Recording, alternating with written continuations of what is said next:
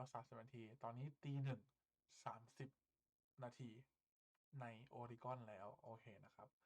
โอ้ยวิลเลียมปรับเปลี่ยนแล้วตั้งเยอะแยะแล้วก็ขอโทษทีวิลเลียมฟังเสียงแล้วเสียงไมค์วิลเลียมไม่ดีเพราะว่าวิลเลียมยังไม่ได้ซื้อไมค์วิลเลียมยังจะซื้อไมค์อยู่เพราะว่าวิลเลียมอยากใช้ไมค์อยู่แล้วแต่ว่าถ้าเสียงมันไม่ค่อยดีผมก็ขอโทษทีด้วยนะครับแต่ก็ผมก็หวังว่าเสียงอาจจะไม่ดีขอให้เนื้อหามันโอเคนะครับกับคุณทุกคนนะครับก็ขอให้หวังว่าการคุยกันเกี่ยวกับไอ้ Citizen เนี่ยมันจะช่วยให้คุณเพื่อนๆพี่ๆเรียนรู้อะไรเพิ่มเติมนะครับนั้นก็ Statue of Liberty ค่ะไปดูอันแรกเลยดีกว่านะครับอันแรกนี้เขาพูดถึง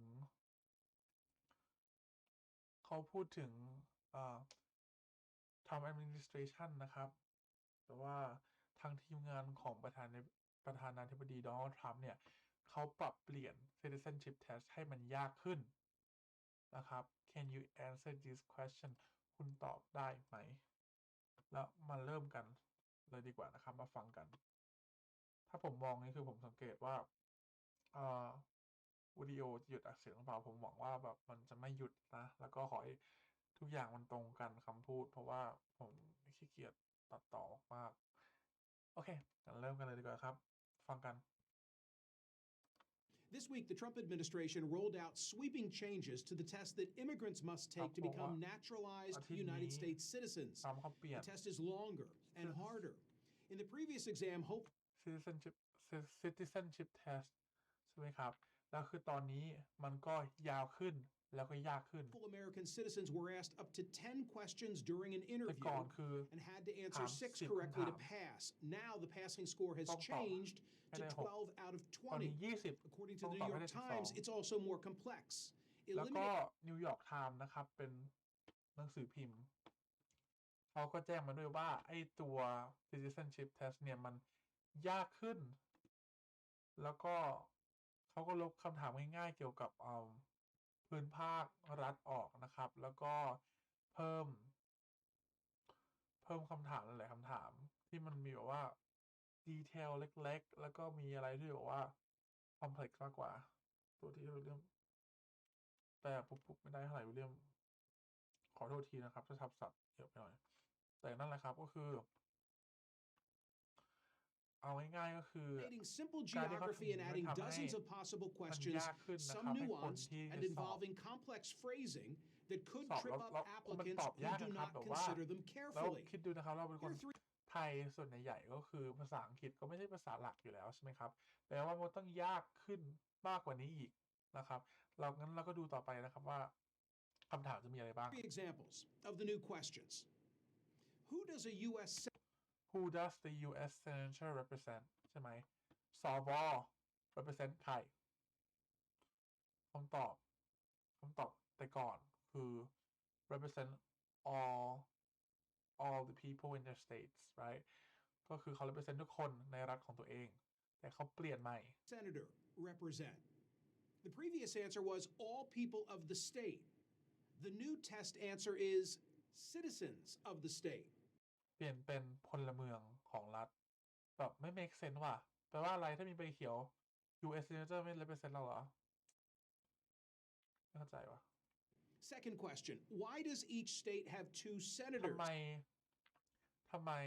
แต่ละรัฐมีแค่2 สวใช่ไหมครับแล้วก็ Acceptable answers are equal representation, meaning for small states, or the Great Compromise, meaning the Connecticut Compromise. How about this one? What are โอเคผมไม่แน่ใจนะว่าก่อนหน้าที่เขาจะเปลี่ยนเนี่ยมันคำตอบคืออะไรแต่ผมคิดว่าคำตอบมันง่ายกว่านี้นะครับแล้วก็เนี่ยเวลาวิลเลียมอ่านวิลเลียมเข้าใจไหมวิลเลียมเข้าใจแต่อีกทีนึงวิลเลียมเรียน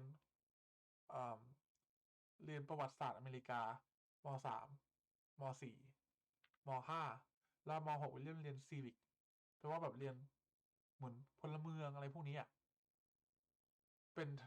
ทั้งเทอมเลยนะครับ equal representation ก็เหมือนว่าไม่ว่าจะเป็นรัฐเล็กรัฐใหญ่แต่ละรัฐก็จะได้มีเสียงที่เท่ากัน แต่ว่ารัฐแคลิฟอร์เนียมีคนเป็นล้านคน ก็จะมี2 สว รัฐเล็กๆอย่างเช่นรัฐเวอร์มอนต์มีไม่กี่แสนคน ก็ยังมี2 เสียง แล้วก็เกรดคอมเพรไมซ์ก็คือในประวัติศาสตร์นะครับ มันแบบวิลเลียมก็จบมาเป็นปีแล้วอ่ะจะไม่ได้ แต่วิลเลียมคิดว่ามันเป็นอะไรที่เกี่ยวกับตอนที่แบบตอนที่เขาทำ constitution อะทำไมก็วิลเลียมจำไม่ได้เหมือนกันนั่นไงครับเห็นไหมขนาดวิลเลียมจำไม่ได้เลยแปลว่าถ้าคนที่ไม่เคยเรียนมาก่อนมันก็ต้องยากมากขึ้นและนั่นแหละครับคือเหตุผลที่วิลเลียมอยากจะพูดถึง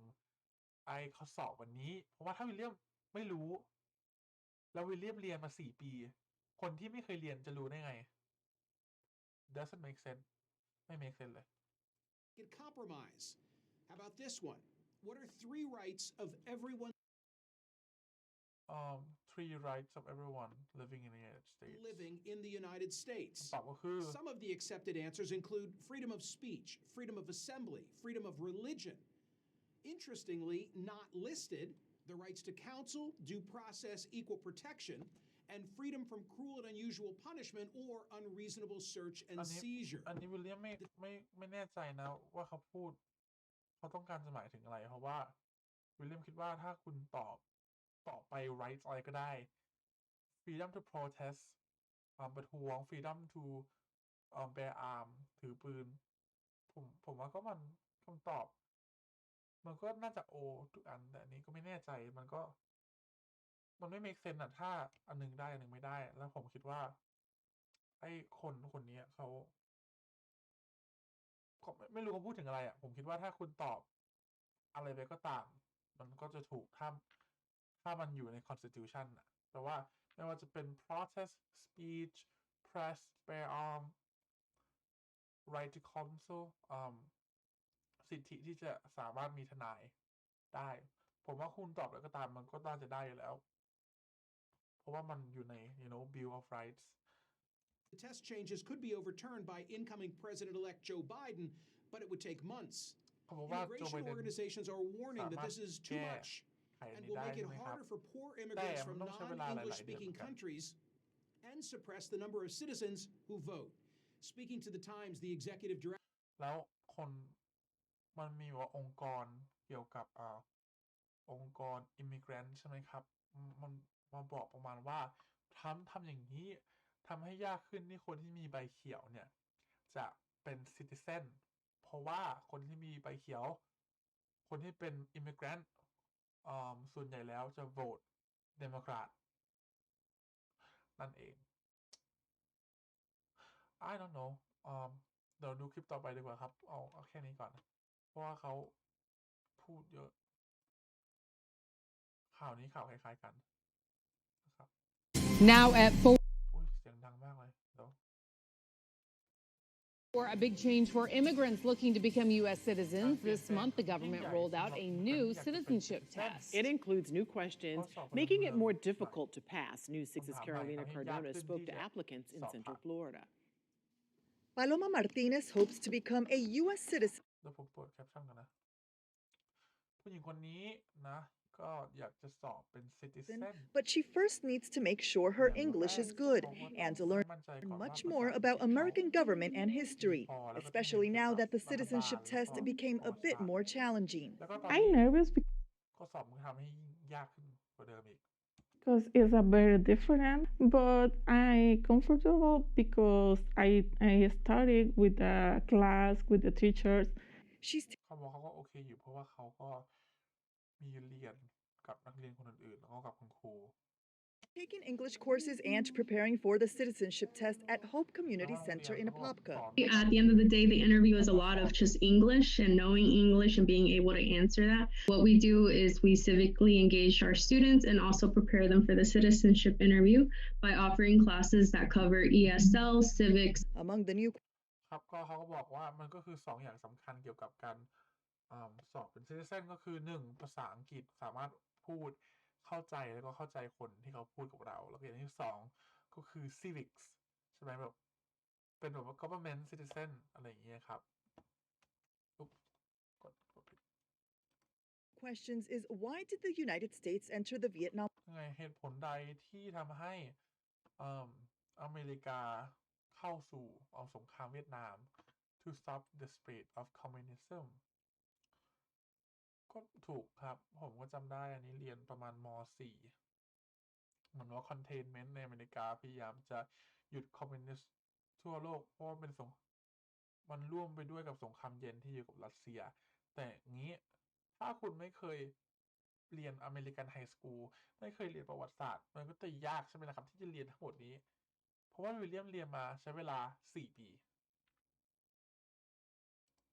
War, the accepted answer to stop the spread of communism. Before this change, people would have to memorize 100 questions. Now it's 128 civics questions, 20 of which will be asked, aside from a written ตอนนี้มี128ผมรู้สึกว่าแล้วก็จาก10ก็เหมือนที่เขาบอกกลายเป็น20 and reading part of the test. The new test has less geography questions and reading, of which will be asked, aside from a written and reading part of the test. The new test has less geography questions and more about the Constitution and what rights do U.S. citizens have.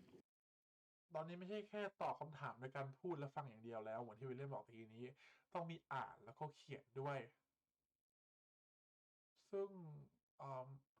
อันนี้ผมไม่รู้ว่าเพื่อนๆรู้หรือเปล่านะครับแต่ว่าอเมริกาไม่มีภาษาประจำประเทศนะเหมือนถ้าคนไทยภาษาไทยภาษาประจำประเทศแต่อเมริกาไม่มีภาษาประจำประเทศ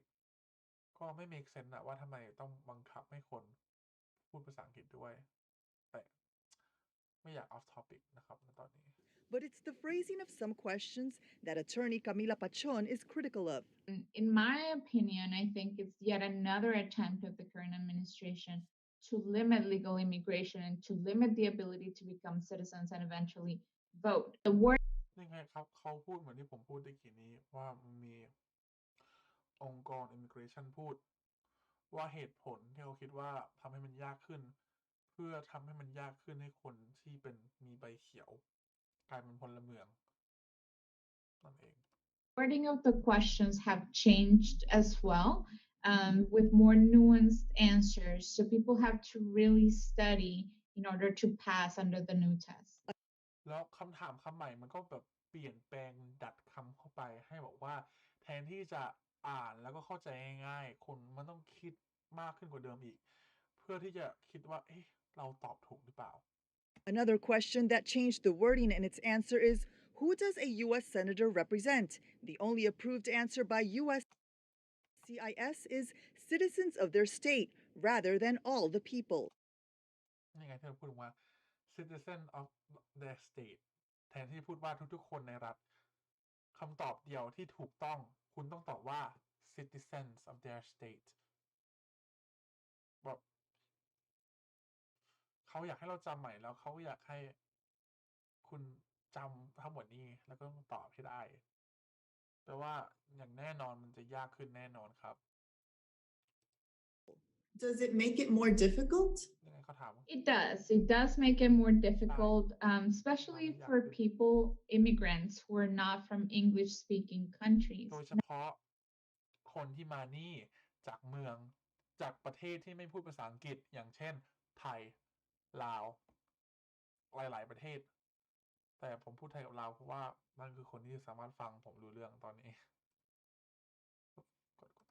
Now they have to memorize 128 questions and they have to get 12 questions out of 20 in order to pass. In Orlando, Carolina Cardona, News 6. Grammarly ไม่เอาดูโฆษณาโอเคแล้วนี่เป็นเรื่องไม่อยากจะพูดถึงอันนี้นะครับAmericans try U.S. citizenship test คนอเมริกันลองทำข้อสอบสำหรับพลเมืองอเมริกัน U.S. citizenship ข้อสอบสำหรับการสมัครเป็นพลเมืองอเมริกันนะครับอันนี้คือจากปี 2015 แปลว่าข้อสอบนี้ที่เขาทำอยู่จะเป็นข้อสอบของอันเก่า อันเก่าที่มีมาเป็น13 ปีแล้วที่เขาเปลี่ยนใหม่ให้มันยากขึ้นแล้วก็ดูสิครับว่าอันนี้คือเวอร์ชั่นที่มันง่ายกว่าฝรั่งคนอเมริกันเขาตอบยังไง How many states are there in the U.S.? เสียงดังนิดนึงผมลดลงนิดนึงนะ 50. รัฐในอเมริกามีเท่าไหร่ใช่ไหมครับ50อันนี้ผมไม่แน่ใจนะว่ามันยังอยู่หรือเปล่าแต่ในอีกไม่กี่สไลด์เราก็จะเป็นดูมาดูกันว่าข้อสอบมีอะไรบ้างนะครับ That doesn't seem very hard. 50. Are you ready for the next one? Nope. What are the first 10 amendments? What are the first 10 amendments of the Constitution call or to the Constitution call คำตอบที่ถูกต้องก็คือ the Bills of Rights เราดูซิว่าคนอเมริกันเขาจะตอบได้หมดหรือเปล่า Amendments to the Constitution called? This is not the rights, like the rights to bear arms and stuff, is it? The first 10 amendments to the Constitution are the Bill of Rights? Yes. I feel like my mind just told everybody what the answer was, so you know what? I don't feel like I need to verbalize it. The Bill of Rights? That's what I said rights! What was the U.S.'s main concern during the Cold War? Russia. What was the U.S. main concern during the Cold War ภาษาไทยแปลว่าสิ่งที่ประเทศสหรัฐอเมริกากังวลมากที่สุดระหว่างสงครามเย็นคืออะไรผมคิดว่าคำตอบที่ถูกต้องก็คือ to stop the spread of communism หรือเพื่อที่จะหยุดการแพร่กระจายของคอมมิวนิสต์ดูสิว่าคนอเมริกันเขาจะตอบได้หรือเปล่าดูสิว่าผมตอบถูกหรือเปล่า Was that communism? I think Rocky taught me that was communism. That's correct. Yes, Rocky 4. Do you know Rocky 4? No, I don't even know. It's the most important Rocky Balboa film. He punches communism. Who is the father of our country? Who is the father of our country? ใครคือพ่อของประเทศเรารู้สึกว่าคำตอบน่าจะเป็น the founding fathers แต่ดูกันซิว่าใช่หรือเปล่า The biological father of our country is George Washington. He impregnated the United. โอเคผมคิดคนละอย่างมั้งจอร์จวอชิงตันประธานาธิบดีคนแรก founding fathers ที่ผมพูดไปตะกี้นี้ก็คือแบบว่าเป็นคนหลักๆรู้สึกว่ารวมจอร์จวอชิงตันด้วยที่เป็นคนที่แบบว่าเป็นคนกำเนิดอเมริกาเอาง่ายๆเป็นคนบอกว่าทำ the constitution สารรัฐธรรมนูญของอเมริกานั่นเองแต่ว่าผมผิดอันนี้ States. Native Americans. What do you want me to say? George Washington? Hell no! Okay? He owned slaves. Thought I forgot? Nope. When was the สมมติว่าคนอินเดียนแดงไม่ใช่จอร์จวอชิงตันเพราะว่ามันมีนี่ไง controversy ตอนนี้ในอเมริกาที่เขาประมาณว่าบอกว่าใครกันแน่ที่ควรจะเป็นเจ้าของแผ่นดินใช่ไหมเพราะว่าคนอเมริกาเนี่ยเข้ามาที่หลังคน Native Americans ใช่ไหมคนไทยเขาเรียกว่าคนอินเดียนแดงแต่ว่าคนที่ควรจะอยู่นี่มากที่สุดก็คือเขาบอก Native Americans นั่นก็คือเหตุผลที่ผู้ชายคนตะกี้นี้เขาพูดอย่างนี้แต่มันเป็นอะไรที่ไม่ค่อยเกี่ยวอะไรแต่ว่าก็ลืมมันไปเถอะครับเพราะว่ามันจะไม่ช่วยเราในการสอบ Citizen คำตอบที่เขาพูดตะกี้นี้ Constitution written? 1872. อันนี้ผมไม่รู้ผมไม่เก่งเลข 1892. 16. No. It was in the 1700s. I'm going to say late 1700s, 1786. Declaration of Independence is 1776 because there's a musical starring Mr. Feeney from Boy Meets World in it. Are you kidding me right now? No, that's how I remember. Mr. Feeney's in it, and then they do a song about how they have to keep slaves because otherwise the South wouldn't join them. 1776? That's when the Declaration of Independence was written. Was the Constitution different? 17. Yes. 92. 62. 87. Name one of the 1877แต่ที่จะเป็น1787สลับกันไม่รู้ว่าผมเดาเอาทีนี้ two longest rivers in the United States. ผมจำได้ว่าผมเพิ่งอ่านมาตะกี้นี้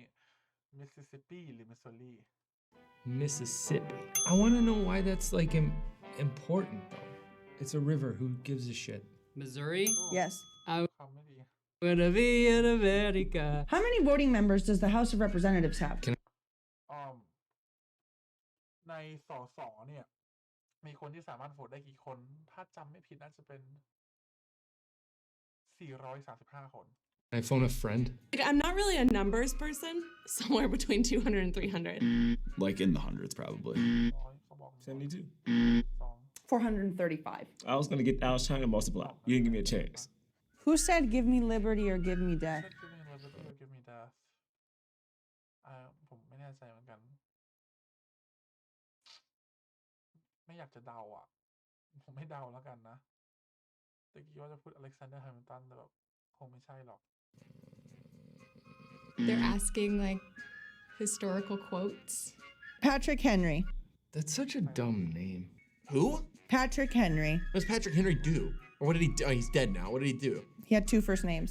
How many justices are there in the Supreme Court? เป็นเขาเรียกว่าอะไรผู้พิพากษามีกี่คนในศาลสูงสุดของอเมริกา ผมรู้สึกว่าคำตอบน่าจะเป็น 9 Court. I don't even know what a justice does, so. Let me guess. 128. 9. 9 Oh, really? Who is the current Chief Justice of the United States? ใครคือ Chief Justice ของ United States ใครคือแบบว่าแปลเป็นไทยง่ายๆก็เป็นหัวหน้าผู้พิพากษาในอเมริกา ผมไม่แน่ใจว่าเป็นจอห์นโรเบิร์ตหรือเปล่านะ She looks like she was pickled. Ruth Bader Ginsburg? She's 87. Yeah, man. I'm not saying there isn't a reason why she looks like a pickle. แล้วปีที่แล้ว But she looks like a pickle. There should be a good person test to become an American. Like, are you human? Do you เพราะว่าควรจะเป็นการสอบว่าคุณเป็นคนดีหรือเปล่าเพื่อจะเป็นอเมริกัน care about other people? That's what we need. People should have to answer this shit. Out of all of them, out of all 100, you won't. ใครแคร์อันนี้ก็ผมก็เห็นด้วยนะครับส่วนใหญ่ว่าทำไมเราต้องมาพยายามจะสอบคนเพื่อตอบว่ารู้หรือเปล่าว่าคำตอบว่าสวมีกี่คนคืออะไร แทนที่จะบอกว่าเนี่ยคุณควรจะเป็นอาสาสมัครช่วยสังคมถ้า100 ชั่วโมง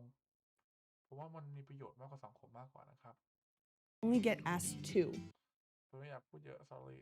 สวัสดีผมแบบเวลาเริ่มพูดแล้วก็พูดไปเรื่อยแต่มาสนใจนี่ดีกว่าเพราะว่าสิ่งที่ผมพูดไปก็คงไม่ค่อยเกิดหรอกแต่ว่าเราก็ต้อง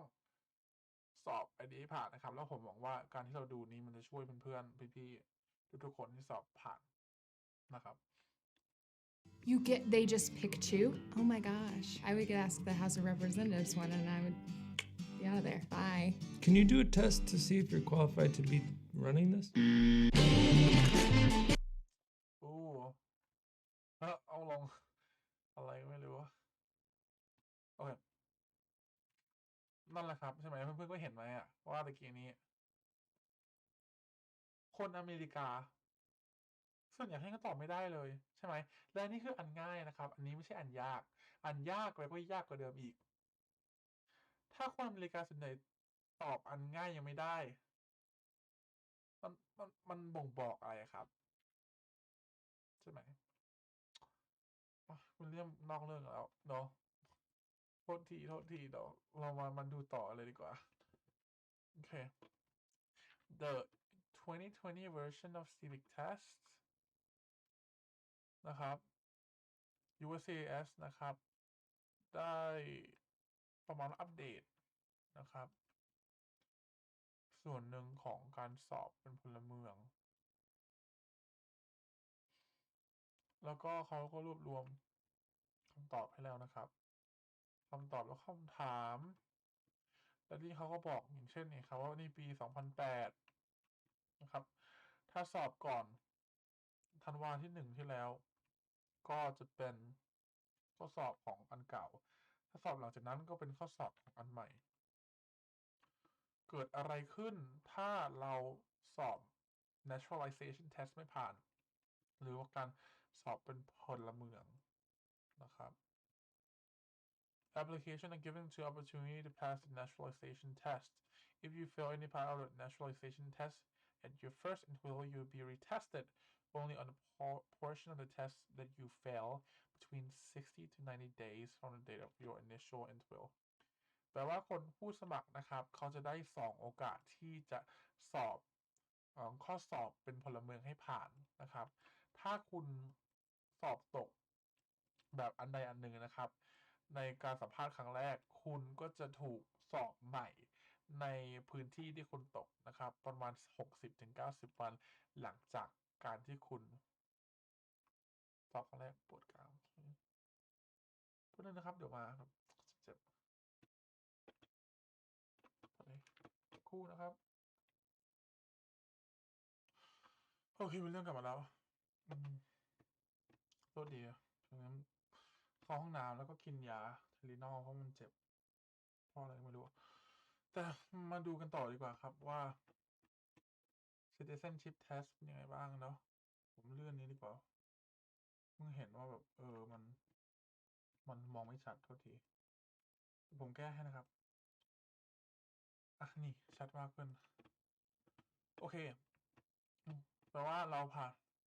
อันนี้เราพูดไปแล้วนะครับว่าถ้าตกก็สอบใหม่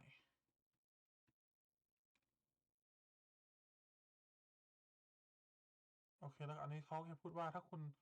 เวลาคุณสอบแล้วคุณตกเวอร์ชันใหม่2020คุณก็จะสอบอีกทีเวอร์ชันใหม่ถ้าคุณตกเวอร์ชันเก่า2008คุณก็จะสอบเวอร์ชันเก่าอีกทีหนึ่งแล้วก็อันนี้ก็เขาพูดถึง65-20 spatial consideration certain applicant because of age and time ผมอ่านนิดนึงนะ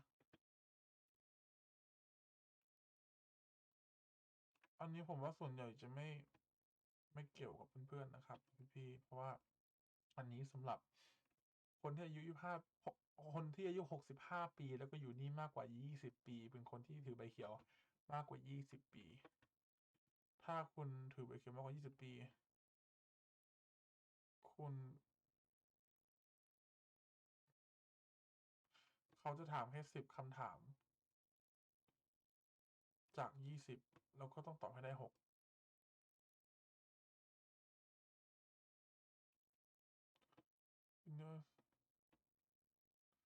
แล้วก็คุณแค่จะเป็นต้องเรียน20คำถามเท่านั้นนะครับที่มีบอกว่าไอ้ตัวดอกจันอยู่นะครับแต่คือบอกว่าคนส่วนใหญ่เพื่อนๆพี่ๆที่ดูก็คงไม่ apply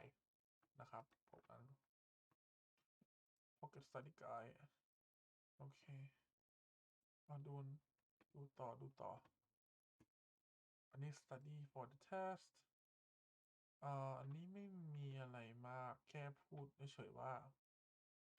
อันแต่ก่อนมันมีกี่ข้อต้องสอบได้กี่ข้อแล้วก็อันใหม่เป็นยังไงบ้างเราพูดกันไปแล้วใช่ไหมครับ